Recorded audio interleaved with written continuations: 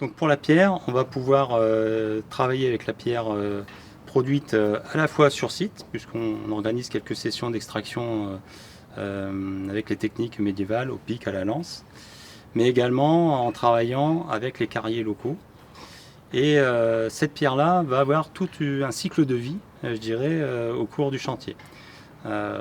L'atelier de taille va débiter les blocs dont on a besoin pour la restauration du château ou de l'église.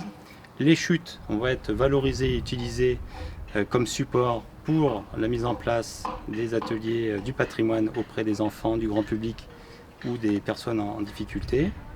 Et puis enfin, les chutes résiduelles de ces ateliers serviront enfin à constituer le blocage, la fourrure d'un des murs que l'on est en train par exemple de construire, enfin restaurer sur le château.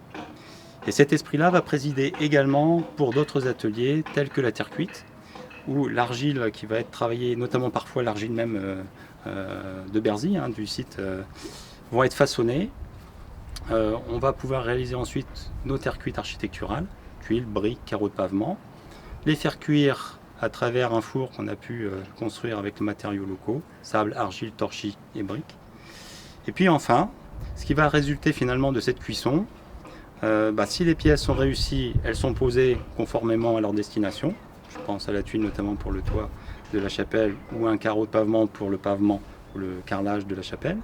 Par contre, les terres cuites qui sont altérées sont soit concassées et deviennent ce qu'on appelle de la chamotte et vont constituer de nouveau un matériau qui va servir à fabriquer par exemple les briques ou les mortiers dits hydrauliques, les mortiers romains.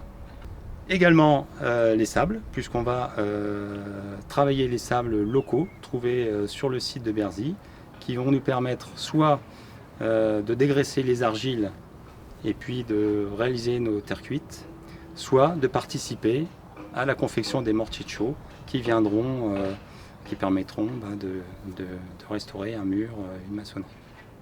Donc on travaille également avec du bois, un bois local, essentiellement autour des essences chêne, frêne, hêtre, grisard, châtaignier, acacia également, où on va pouvoir se rendre en forêt, choisir les différents arbres qui nous intéressent et ensuite les exploiter directement sur le site, sur le château de Berzy.